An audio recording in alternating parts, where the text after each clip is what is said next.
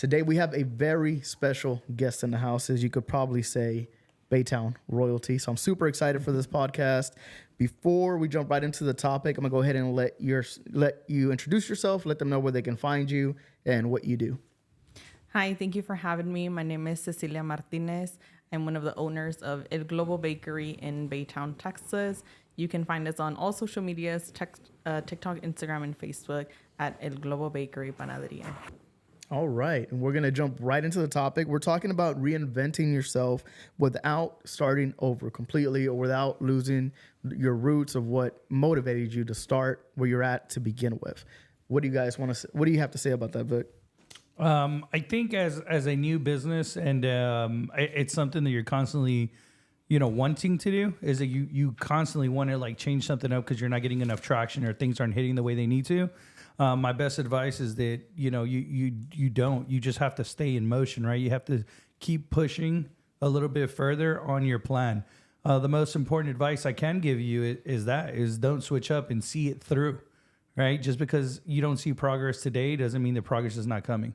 Some of the bigger like challenges that you face in business is having enough money, having enough time to watch your idea kind of come to realization. I think we struggled with that. I think in the beginning of our brokerage, or at least I did. Right? Nate maybe had a different outlook, but I personally definitely struggled with feeling like I wasn't doing enough, and I had to go do other things to try and like generate business. If I would have just stayed the course, I think it would have saved me a lot of headache and a lot of heartache.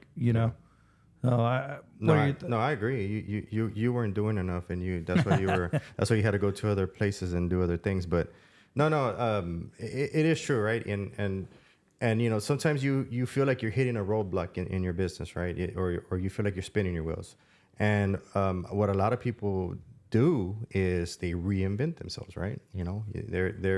They're now I do commercial. Now I'm in Austin. Now I'm doing investments, right? They always want to do something different, and because everybody's really good at the startup, at the announcements, at the hey, great news, right?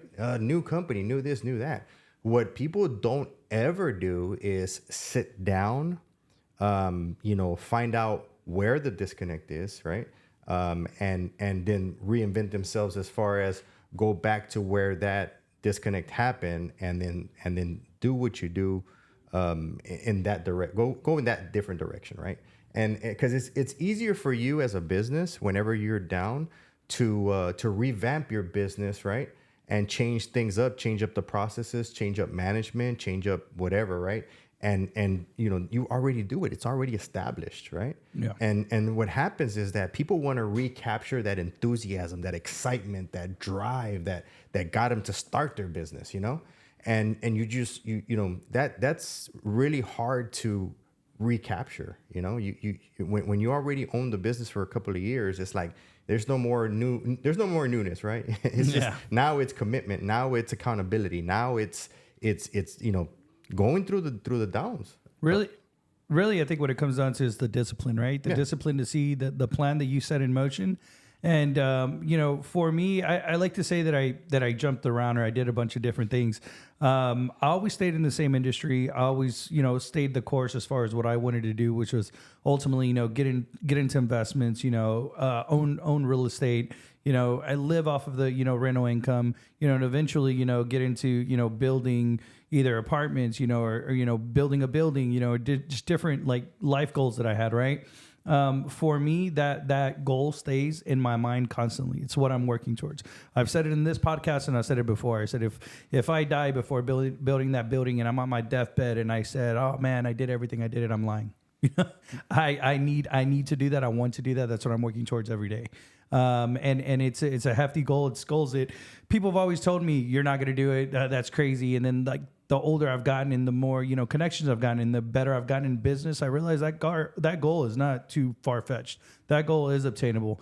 But it's all come through 15 years of dedication, working and endlessly towards the same things. When things don't feel good, when things aren't going wrong, when you're at the bottom, you're the bottom, you can't get any lower, right? And you have to make that tough decision.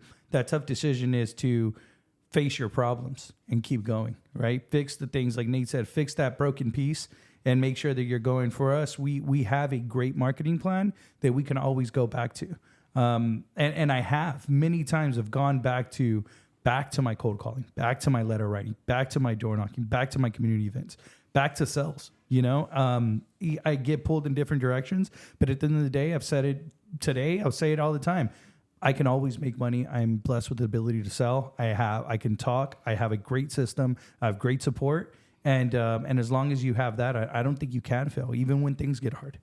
Yeah. Cecilia, you mentioned something earlier off camera about your bouquet of conchas whenever you were first trying that out, and how you were, I don't know if you said that you were concerned about your clients not liking it because they like to stick to certain things, or also like the recipe whenever you were building up for the bolillo bread, right? The white bread. Yes. Can you talk about that? Like how you just pushed through to make sure that you came up with the right recipe, even though you were reinventing yourself, or now that you're adding on to your menu and still delivering like a really good product and not necessarily worrying too much about what your clients are saying until you deliver that great product and now they like it. Yes, so great hearing.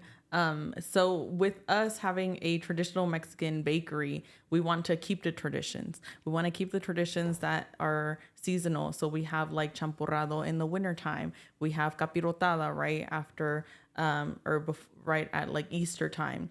We want to keep all these traditions that for our customers they may know of, or sometimes it like reminds them of their like great grandmother, right? So we bring in this product that reminds them of family, of tradition, of us being Latinos, us being Mexicans. But on the other side of that, we are also entrepreneurs. We are millennials, right? We're in our mid-20s to early 30s, so we really try to see like social media trends. And it's finding the balance to incorporate trendy products or seasonal products into our traditional Mexican bread. And it's been, sometimes it takes and sometimes it doesn't. So you were mentioning like concha bouquets. Our customers, especially our regular customers, they like just a simple concha, right? They want it in their bag, they want it to go, and they're done with. But something that we wanted to incorporate was really creating a concha bouquet, which is literally in the shape of, instead of flower bouquet, you basically incorporate conchas in it. And we were a little bit, we didn't want to make too many, right? Because if you make 100 concha bouquets and your customers are seeing it for the first time, what preparedness do you have basically from that? So we kind of just dipped our toe in the water, as they say, and we made a couple. We started making them like we had some like on display in store so people could start seeing them, weeks in advance. And fortunately, during Mother's Day, it took off. So it's not only, shoving like new trendy product into your menu, but it's also, if your customers are not used to it, for example, our customers are more traditional, then show it to them, right? Show it to them weeks in advance, saying, hey, we have this availability soon. We have it now throughout all the year because thankfully it went well for Mother's Day. We can customize it, right? Have it adaptable for them, especially for the customers who are your regular customers and only want traditional bread. They start becoming like a little bit more open-minded about that.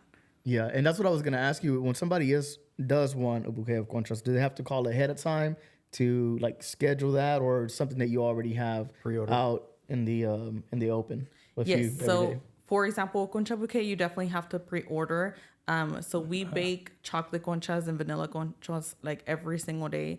But we get a lot of now like baby shower, for example, so we can customize the conchas to be a baby blue, a baby pink, etc. So definitely have to pre-order for that. Gender reveal. Gender reveal. That is cool. I'm looking at the conchas right now on Instagram. This is a great bouquet. Yeah, I wish I was a mother so somebody could gift this to me. We have it for Father's Day as well. We will have blue ones. Do you have a wife who's a mother? She can buy for Nate, how many sales do I got to get this month for the team to give me a concha bouquet? That's what you get for a realtor of the month. Do you sell Coke in your bakery? Yes, specifically canned Cokes. Canned Coke. Okay, Yes. just clarify. Because our customers love the canned Cokes. We've tried the traditional like Mexican de vidrio like glass Cokes, but our customers love the canned Coke with a piece of sweet bread. I like my Coke with my concha. With concha. Yeah, Really? definitely. So they rather go with the can instead of the glass? It's colder. Yeah, that's what our customers say. It stays colder longer. Okay. Yep. Man, and I come from a Mexican background. You think I'd know that, but I eat my sweet bread with either beer or coffee. So Modelo, it goes better with Modelo it goes or down better Especial or Negro. Especial, Mondero's a little bit too heavy. But going back to what we were talking about, especially with like the conchas or including new things into where you're reinventing yourself, I think it is easy, and we've seen plenty of businesses that lose who they were. I think Jaguar is a perfect example. Their most recent rebranding, it almost doesn't even feel like anything that was quote unquote luxury anymore, right? What's Jaguar? The car. Oh, the car. I think that's a controversial take. I like their new. Well, I'm not saying that the new rebrand is bad. I'm just saying it's not to like their core, to what that person who was originally buying Jaguars is not the person that they're selling to now. So it feels like the product itself has lost what the founder, or for wherever they started off at the beginning. And I think we've seen plenty of people do that. Plenty of realtors. Same time, I think we're seeing a lot of realtors right now switch over into land and ranch, and they know nothing about land and ranch, and it's easy to tell, right? So how can you do it to where you're not losing your core values and you're actually like adding new things or changing? I think two things that you mentioned like right off the bat was your core value, right? So despite it comes to comparing yourself or comparing your business to another business, if you see everyone else doing it, and like you want to jump on as well, but I think not everyone is meant to be like on the same path. And it's really easy to compare your business to another business, especially if it's in the same field. But to maintain, to know your core value, what is, your ultimate goal, to have that like clear in your path, you have to like write it down and look at it every day, just to have it as a reminder, but really know the core value, what you want to stand for, not now that's trending, but also like 5, 10, hopefully, 20 years from now. That's ultimately what, me and my family strive for. We all have different opinions. We all have different matters on the stake of the business, but at the end of the day, we all have like one goal. We all have one core thing that we want to strive to. The second thing you mentioned is also, the people, I don't know too much about Jaguars, but the people buying, Jaguars for whatever reason, they're, not buying them anymore. And I think it's also adapting to your customers. So knowing what, customers are that you're trying to, attract to your brand, getting to know that. And just knowing those two things are like super important. Your core value, what's your end goal here? What as a team, what do you want to strive for? And then also knowing your customers, knowing your target. So you've been in the business 5 years, right? I've been, in the bakery business. And you say that there's a lot of bakeries in the area that I guess, that are rivals, right? I mean, they're doing the same thing you're doing, right? You don't feel bad. You have beef like that? You don't feel bad using your degree in business to, putting these people out of business, that advantage that you have on them? I don't know to that extreme, but rivals and out of business. No. Is that ever a thing? Like you're trying to be the best, bakery in town, or you're trying to get the most business in town? I mean, is that even a thing with you guys in the family? So you were right. We do have a lot of bakeries actually, like near us. We have one bakery that is literally our neighbor. What's the name? It is. I'm sorry. What's the name? La Magdalena. Dang. La Magdalena. Yeah. So they're they sell Mexican bread. They sell cochitos. We sell cochitos. They sell conchas. We sell conchas. Mm-hmm. There's a lot of things that you can see that are at the eye, right? At the side of the eye, they're the same. But we try to differentiate ourselves again with keeping our traditional sweetbread, right? There's never going to be one day where you come in, unless we sell out, but there's never going to be one day where you don't find your bolillo, your conchas, your empanadas. And that's one thing that we're never going to get rid of. We're going to strive to continue to have the traditional Mexican bread. That is our bakery. That is our core. Along the way, we want to adapt. So we have a large variety of mini pan dulce. So we make, for example, like the traditional sweetbread, the size of the traditional sweetbread, we make miniature versions of it. We've heard so many comments. I don't know if you guys have ever been to a party or a posada in December where you see a bunch of pan dulce like cut in half or cut in quarters almost to try. So we saw per se like a problem. We wanted to be part of the fix of that problem, right? Instead of cutting up a concha in half or in quarters, let's make mini bread. And thankfully, that's one of the things that us coming in, our family coming in, we saw that opportunity, or we saw that problem, and we saw an opportunity to expand, and we did. We completely expanded our mini pan dulce. We have a large variety now, and we have people travel from states and all over Houston to come for the mini bread, because you really just don't find that. So although having bakeries as neighbors or right down the street, we try to differentiate ourselves as much as possible while keeping our traditions. By being innovative, yeah. Like, at least that's what I see. And I will say that for us as realtors, making the mini ones is perfect, because we used to have to buy big old bags of bread for our open houses. Now we can get the mini ones, and we can have like a really nice layout, and people can just take one versus a whole concha. And now, you know, you got to buy 20 bags of. Can you put our logo on it? We can customize it. Actually, yes. We customize our bread. I seen they had Minecraft cookies on there, so I know they do really some custom stuff. You know, it's funny. I felt some sort of way when I moved, because, you know, I was always on the south side of town. And when I moved over here in 2004, there was really no, I couldn't get pan dulce over here. I will say they're still not a good. They're still not. They're still not a good place. But if you're looking to expand, but what I really didn't like was that that I remember the meat market where I go get my carnitas, you know, on a Sunday. It was owned by a Nicaraguan guy, right? Like okay. And they had Mexicans working in the kitchen. I got a little worried. Yeah. I was like, hold on. Nicaraguan. I don't know how you say it. Whatever. It's a Nicaraguan. I know Trump's in office. So relax. So I was there was actually a bakery here, and it was owned by a Salvadorian.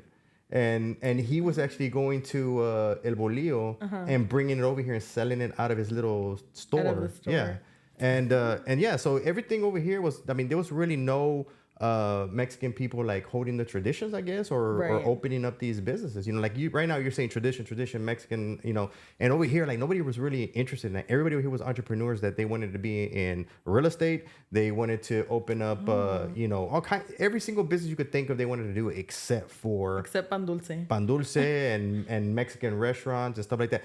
My neighbor across the street owned a Mexican restaurant, and they were Honduran. And you know, and they had really great recipes at first, and then later it just turned into a queso and margarita place, you know? Tex-Mex. Yeah, yeah. And so, you know, I guess this, you know, would you be able to, you know, and I'm asking you from your business degree, right? Would you be able to duplicate what you have there? Because, you know, Baytown is very I don't want to say Mexican. It's very Hispanic, or we are. It's not very diverse. We're very cultural forward. It's not very diverse. Would you be able to duplicate your bakery somewhere like here, you know, where it's very diverse, where there's just all kinds of it's not that diverse out here, though. It actually is. It's mini Baytown over here. Nah. Yes, it's literally just like Baytown. I've had this conversation with Vic plenty of times. That's only because I took him to Max. I was like, bro, we'll like him in Baytown. You're just not by the water. This is the thing that at least Baytown has waterfront. At least Baytown has waterfront. Before Nate makes his comment, I showed him the nicest place to spring, and I showed him the worst place to spring. I'm gonna show you guys the comments that I got, because I asked everybody to give me like their stereotypes for certain parts, because I was working on the reel. I'm going to show you what they said about spring, and it was so true. I can't say it on here for legal reasons, but I will show you. But where did you do your survey? In Baytown? No, on my social media. On Instagram. Oh, okay. Well, I mean, his followers are a different kind of breed. I've sold houses over here. It's not, I don't just have followers over there. I've given you a few listings here. He is a top seller here. Buyers. I said buyers. I've given you a few clients here. Yeah. He said buyer. He said your listings didn't do nothing for me. But yeah, so let me answer the question. Do you think that you can duplicate it here with the diversity we have here? Okay, so that's a great question. I think that it is duplicated. I know you mentioned something before, how, correct me if I'm wrong, I don't know if it was your mom or somebody you knew. A lot of our parents or grandparents, they have so many recipes, but they don't have it written down. Yeah. Right? It's all with memory. And unfortunately, sometimes with our family members, along with age, you know, even now, like our memory is not our best friend. And I think that's one of the miscommunications from bakeries. I think a lot of times we've had employees and we've had bakers that we worked along with that we've asked for help, or we've worked alongside for recipes, and they don't have any. It's all in their head. And we've asked so many bakers with 20 plus years of experience, and it's the exact same story. So one thing that my brothers and I saw that was the common denominator was nobody has anything written down, right? Nobody has any systems in place. Nobody has anything to fall back on. And that's one thing that we're really trying to change in our bakery, because our new owners, we had previous owners, but they retired. Us being the new owners for the past 5 years, we're really trying to implement systems where I can open one or my brother can open one. And at the end of the day, even though it has different locations, we're all, like I said, we have the same core. We know, we try to know whatever target we are and then continue on. But in order to have that implemented, we have to create the systems. That's something that I haven't seen. And it's, especially not in Baytown, but that's something that we're really trying to create, is to implement systems to duplicate them at the end of the day. Yeah. It's a work in progress, because absolutely everything that comes in motion and everything you do day to day has to be on a piece of paper, right? Yeah. It has to be written down, has to be, on Word with the correct format, etc., so it can all make sense. But that's definitely something that we are trying to implement, is systems, and to have everything concrete, have it on paper, compared to, for example, my mom who cooks and bakes, with no recipe. A pinch here, a pinch there. Yes. Yeah. A poquito de aquí, a poquito de allá, little this, little that. We're really trying to find the translation of that and to translate it into a proper business. So we're having the same problems. Maybe it's a Mexican thing, man. Maybe we're having trouble with duplicating ourselves because we don't know how to put these how to write down the recipes. How to write down the recipes, man. Hey, we have clear cooperation guidelines now. So now but that brings up an interesting point. One of my, and I will say that I don't care. I was right. I just learned that the losses aren't as big as you think they're going to be. One of my biggest things with Nate, I didn't and I'm going to vent on the podcast about my amazing Theo over here that everyone loves. I didn't want to write down my ideas because I felt like somebody was going to steal what we had, or the things that I wanted to do. And I felt in my mind that I was like, I'm too young. I don't have enough money. I have these great ideas. If I give them away first, they're going to do it before me. I'm going to watch them win. I'm going to feel some type of way about it. And it was really difficult. It was something that I had to digest and swallow on my own. It was something that I had to really convince myself to, Nate's right. Nate was like, bro, you have great ideas. You have a great mind. Everything that you're doing great. Cool. Where's it at? You die today. What are we going to do? You die today. How are we going to put that together? And I was like, bro, great. But if I die, if I put it down and somebody just takes everything, then what do we have? And what I was talking about is processes, what I learned by writing it down, and what I learned by actually putting my thoughts on paper and really strategizing the way I needed to. I learned that no one is me. No one's going to be able to do it like I do it. I can give you the exact recipe. I can tell you exactly what to do, and you're still not going to do it because you're not me. And that was what I learned with age, with growth, with business sense, right? But when I was younger, 19, 20 years old, I didn't want to share. I didn't want to. Nate, I make a joke that I was like, now it's like, oh, you're gatekeeping. I was absolutely gatekeeping. It's not that I found something that I didn't want to share. It's just I wasn't willing to share what I had. I felt like everything had been taken from me over the years. I felt like everything, for some reason, I always got the bad end of the deal, and I had to put a stop to it. I was like, I'm an adult now. I'm a man now. I'm going to stop it today. And that's what caused me to be really closed off. That's what caused me to not want to share my business strategies or my marketing strategies or the things that I did. So I feel like I would have been even crazier over a recipe. I'd have been like, no. I was about to say that's probably how all these recipes got lost. Yes, because of people that thought that. They were like, no, they're going to make bread exactly the same way on the other side of town. Yeah. And believe it or not, a lot of bakers, I'm sorry, not a lot, but we have dealt with one or two where, their ego is they're making a bread and they're hovering, over the mixer and things. You're a baker? Or no, not my another, baker. Oh, another baker. Okay, Another okay. baker. They're like literally hovering over. But why are you looking at him though? That way. Yeah, you were trying to steal their recipe? No, I know. I'm like, She's like, dang, what was I looking What's at? the baker? What's that baker's name?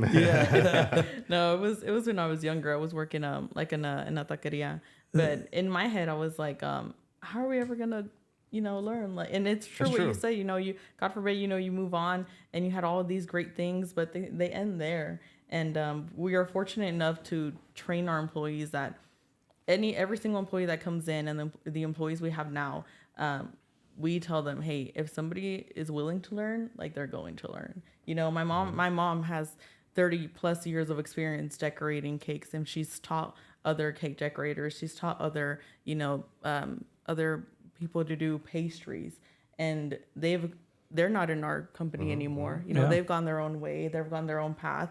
And thankfully it's because, someone was able and open-minded to teach them something. And my parents they've always said, el sol sale para todos, right? Yeah. So the sun goes for everyone. And it's the same thing. Like, it's exactly what you said. If I give somebody else a recipe and this and that, they're not going to make it the same. If I give a complete corporate managerial, the way how I run my business, it's not going to be run the same. Yeah, definitely. So that's definitely why we want to implement systems, and we want to have everything, in paper. And so ultimately, this is not the end, right? So ultimately, we want this to be the beginning. Have you ever had a recipe stolen, or somebody take it and try to do it somewhere else? No, thankfully, no. She said, "No, I did the stealing." No. So Yeah, thankfully, no. So it's funny, but because Vick has always had that attitude, right? I don't want to give nobody nothing. I don't want to show them. I don't want to tell them what we're doing, right? And Nate will post it online the moment he learns it. I'm not worried about it. So I had an opportunity one time we had an opportunity one time to work with a builder, and we went in there and we essentially revamped their whole sales process and helped them with all their sales managers and their communities and stuff like that. And we gave them the secret sauce, so to speak, right? Or the recipe. We told them how to do it, what we were doing, how to implement social media, right? Because the social media was fairly new at the time. And so, we made money. We were there for a while. And then when they started feeling like they could do it themselves, then they say, hey, you know what? We no longer need you, And I remember Vick was mad. He was upset. He said, there you go. They stole it. They took it. Whatever, right? I was mad because we fought beforehand. Yeah, we fought beforehand. But that was one of the learning. That was a learning moment in my career. Yeah. That specifically, we got in a huge argument. I told Nate, I'm not willing to do that. We know these people. We know how they operate. We know how they work. They've done similar things to us in the past. Now we're controlling our future, our destiny. We don't have to give it. We don't. We have no obligation to help them out. But Nate wanted to. They did it ultimately, right? And then what happened after? And what I think was the funniest part was that how many years later did they come back to us? Like within 3 years, maybe. Like 3 years later, they came back to us. They were doing the exact same thing, and we had already evolved. I mean, I'm gonna use 10x, right? we had already evolved, and it was like, and that's what I was telling him. I said they have no. Right. They have no imagination. They don't know what they're doing. They're not entrepreneurs like us. What does it matter? We can give it to them. They're only going to be. I mean, you can't reverse engineer that. You can't give them the process to keep on going. Right. And it's tough. We were way beyond them, and they wanted us back again. And then the second time it was, hey, the first time was a trial. And shame on you, right. and this time if I go back, it's shame on me. And this time we didn't go back. Right. So, it is what it is, Yeah. And part of it, it's you can't control it, right? So you can only control what's within your control. Yeah. You can't control things like that. Like I said, we've had, multiple bakers, we had multiple cashiers, people who've baked. And like I said, some of them are no longer with us. And part of that reason, it's because there's either a better opportunity, go for it. We're never going to be the people, to be no, hold you back because we want to keep you within this nest. No, absolutely not. If you need to, go for it. Because in my instance, I mean, that's what happened to me, right? For example, I had my own career, and I had a future in that career. And I said, you know what, I everything that I learned, everything that I want to learn and continue to learn, I'm going to implement it, but on my own business. And I left that company, Yeah. you know? So it's like, where would I have been if to keep going? So it's things that you cannot control. And thankfully, you know, you said that was like a huge part that you learned from. And honestly, with everything that life throws at you, if you learn from it, that's like a win. Yeah. I think that's like the win from life, because I think it's so easy to turn it around and be like bitter for many years. And I think sometimes that eats you up a little bit, or a lot. And it's so easy to maintain that like bitterness and to learn from it and move on. Although it's said so simple, it's sometimes like the hardest thing to do. But if you can do it, like, props to you. And there's just so much more. Like, it's just the beginning. Yeah. So, to just before we go on to the next subject, that you've touched on things that I say all the time, and that's, you know, your values, your voice, your message, you know, that's you, that's who you are. That's who you are as a person, no matter kind of what you're doing, right? Everything else is kind of just your packaging, your presentation. You say to my agents, I think in business, no matter what business we've started or what we do, my voice, my message, my vision, it's still the same. It's all towards a bigger goal of real estate that we're pushing after. And so if I keep my goal in sight, I can always kind of just guide myself back to the path that I need to be on, which is really important, I think, in business. So just real quick before we move on, she told me something interesting that I did not know when she came in here. You know, her business, is called El Globo. El Globo Bakery. And I was like, oh, balloons. And what did you tell me about? You said it wasn't named after that? Yeah, I said, I mean, technically it's a translation, but El Globo in the baking world is a whisk. So the whisk is literally shaped as un globo. Yeah. So El Globo Bakery. When I saw this beautiful, you know, box, I was already in love. And then when I saw the name, I thought it was like global, like global. like the world. We're definitely not there yet. So I thought she was global. Dang, we're I Lions. was like, I like this. It's Lionsgate Roti Globo. Yeah. I thought she was worldwide. I was like, let's go. Dang. About to say, yeah. I was like, that's taking off. We know I am going to take this opportunity to eat one of these. Let's amazing. Let me show see, us let in me see. there. Can I show you? Do a Are you able taste. to see it? Rate from Are you 1 able to see it from to. here? I promise you, I came There in we go. with the full box. Yeah, it was packed. Don't put us on blast like that. Don't put us on blast like that. While we're waiting, Bro, I didn't do that. Giovanni ate one of everything, bro. I seen him. All right, true. so now that I already pulled these out, I wanted to eat this earlier, but there's one that has like it has little holes in there, and it has like a filling in the inside. What is that called? Pineapple and cream cheese. So that one we call a taco because you kind of like roll it up and you have the filling inside. That would be the mini taco. But I know you said, you know, everyone takes one of each, but that's a perfect thing of like mini pan, you know?